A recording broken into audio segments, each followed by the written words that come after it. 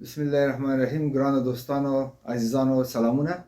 خدای دې وکړي جوړ او روغ اوسئ او د ژمي یخې شپې او ورځې په خیر تېرې سي. نو نن غواړم تاسو سره په یو مهمه موضوع خبرې وکړم. تاسې ماته زنګونه وهلي، مخامخ مو هم را سره خبرې کړي، پیام مو هم راته ایښی دی چې تاسې غواړئ د ټکس یا د مالیاتو په اړه ځان ته معلومات حاصل کړئ. غواړئ چې د مالیات څنګه دي په امریکا کې، څنګه مالیات خپل جمع کړو او همداسې د مالیاتو اړوند مسایل. نو نن غواړم تاسو ته په همدې موضوع یو څه معلومات درکړم او پر دې به تاسو سره خبرې وکړم او دا به تاسو ته عمومي معلومات دي پر اساس باندې تاسو مخ ته ولاړ شئ. عزیزانو، اول به په دې خبرې وکړو چې مالیات څه ده.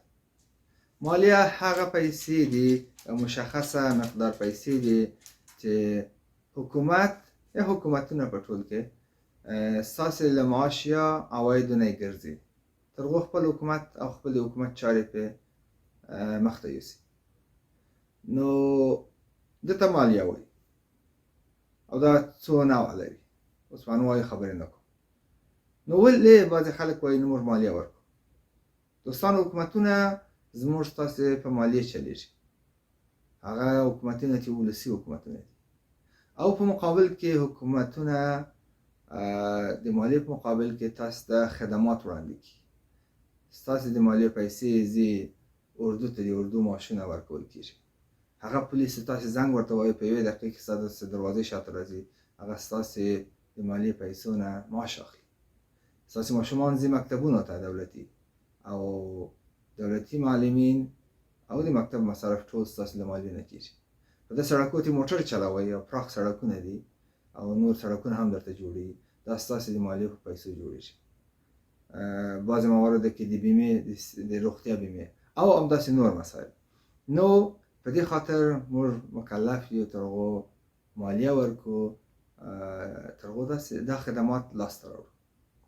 عزیزانو، د مالیې وخت را رسېدلی دی او موږ د جنوري په میاشت کې یو. معمولا موږ تاسې ته کار کوو، موږ دوه رقمه کارمندان یو، یا W2 کارمندان یو او یا هم 1099. W2 هغه کارمندان دي چې ستاسې په استازیتوب ستاسې آمرین یا ستاسې کمپنۍ ستاسې نه مالیه ګرځي او تاسو ته خالص خپل معاش درکړي.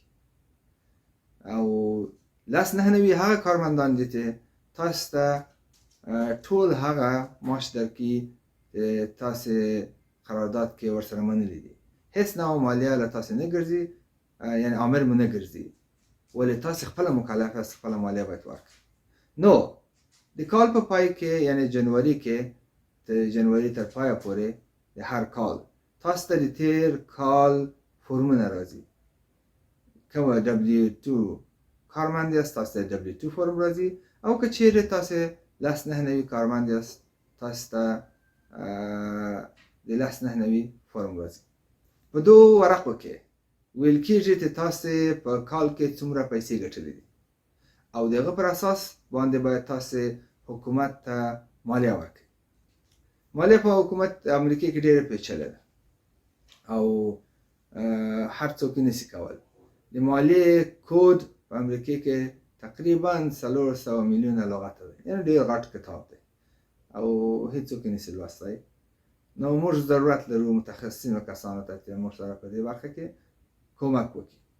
نو تاسې ټول هغه ګټې چې د کال کې کړي دي، کومو وظیفه درلوده، کومو ځای ترجماني کړي، کومو اوبر چلولی او کومو یو ځای رستورانت کې کار کوي او پیسې درکړي اوسي او نور عواید، دا ټول راټولوئ او بیا د دغه مجموع نه تاسې د قانون پر اساس باندې تاسې مالیه ورکوئ. او مالیه په امریکا کې ضروري ده. فرار له مالیې نه ډېر غټ جرم دی او دا باید هیڅ په ذهن کې رانه ولو. یو تعداد کسان د نقدو پیسو مقابل کې کار کوي، یعنې په یو رستورانت کې کار کوي، هلته نقدې پیسې ورکوي او داسې ویل کېږي چې هغه وایي چې زما په پیسو عوایدو باندې حکومت نه دی خبر، نو لازمه نه ده زه مالیه ورکړم. مالیه دوستانو باید ورکړو، دا یو مکلفیت دی موږ تاسو ته. نه یوازې قانوني بلکې اخلاقی او اسلامي مکلفیت هم دی چې موږ باید دروغ ونه وایو او پیسې پټې نه کړو او دا زموږ تاسې په مهاجرت وضعیت او حالت باندې هم بد تاثیر کوي. نو زما مشوره دا ده ټولو ته چې که چیرې تاسې اوبر کار کوئ، که چیرې نور ګټې لرئ، نور ځایونه پیسې لاسته راوړئ، حتی تحفه که څوک درکړي، حتی نقد پیسې کومک که څوک درکړي او لاتري که چیرې ګټئ، دا ټول راټول کړئ او د ټولو نه بیا یوه واحده مالیه ورکړئ. مالیه هم موږ فدرال حکومت ته ورکوو چې دا ملي حکومت دی، موږ تاسې ملي حکومت ورته وایي، او یو هم ولایتي حکومت ته چې دلته ایالتي حکومت ورته وایي چې په راس کې والی دی. یعنې تاسې فدرال ټکس او سټیټ ټکس دواړه یو ځای ورکوئ او د هر یو مقدار معلوم دی. دوستان که چیرې تاسې مجرد یاست، ستاسې بیمه یو رقم ده، ستاسې مالیه یو رقم ده، که چیرې تاسې واده کړئ ستاسې مالیه بل رقم ده، او که چیرې ماشومان لرئ مالیه مو بل رقم ده. یعنې څوک مجرد د مالیه یو څه زیاته ده، که واده کړئ نور هم کمیږي، او که ماشومان ولري نور هم مالیه کمیږي. که چیرې عواید مو کمی نو شاید له تاسو نه هیڅ مالیه وانخیستل شي، حتی په بعض مواردو کې یو مقدار پیسې تاسو ته بیرته درکول کیږي. که مو یو څه معاش سمې مناسبه معاش ولرئ بیا له تاسو نه یو څه مالیه اخیستل کیږي. که ډېر معاش ولرئ، ډېرې پیسې وګټئ، غټ غټ تجارتونه ولرئ، نو تاسو نه ډېره مالیه اخیستل کیږي.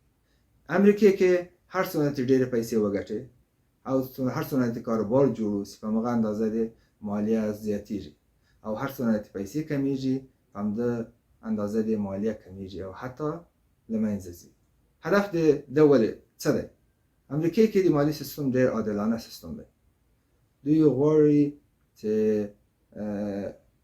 عدالت تامین سي، یعنی د چا په دسترخوان کې باید منفي تغییر رانسي، یعنی ټول خلک باید خواړه ولري او کور یې ګرم اوسي او ابتدایي خدماتو ته او اړتیاو ته لاسرسی ولري. مالیه باید سبب د دې نسي چې یو سړی ونسي کولی خپل کورنۍ ته ډوډۍ برابره کړي. نو په دې خاطر د چا د معاش کم دی له هغه سره ډېره مرسته کېږي، توجه ورته کېږي. نو دا ډېر ښه او عادلانه سیستم دی. دوستانو تاسې هغه د W2 او لس نهنوي ورقې راوړئ لاسته. دا مو چې لاسته راوړئ، ټول نور هغه اسناد چې لرئ هغه هم راټول کړئ. دا ټول یو ځای کې منظمه یې کړئ، خپل سوشل هم ځان سره ولرئ، خپل نور اسناد هم ځان سره ولرئ، او د ټولو ماشومانو او د مېرمنې د دوی هغه هم ځان ته ولرئ، د زیږېدلو کال ټول معلومات مو ځان سره راټول کړئ. بیا ولاړ شئ یو مسلکي سړي ته، تر هغو تاسو ته ستاسې مالیه فایل کړي او مالیه مو درته تنظیم کړي او دولت ته د مالیې اسناد وړاندې کړي. مالیه دوستانو ضرور ده چې تاسې باید جمع کړئ. دا چې تاسو ته بیرته پیسې درکول کېږي او یا له تاسو اخیستل کېږي، دا بل بحث دی. کله چې مالیه مو جمع کړه او یو متخصصې ادارې ته ولاړئ، بعضې مواردو کې تقریبا په اوکلاهوما کې یو 15 ځایه دي چې دلته به زه تاسو ته هغه ځایونه ووایم. دغه 15 ځایونو کې تاسو ته مفته ستاسې مالیه جمع کړي.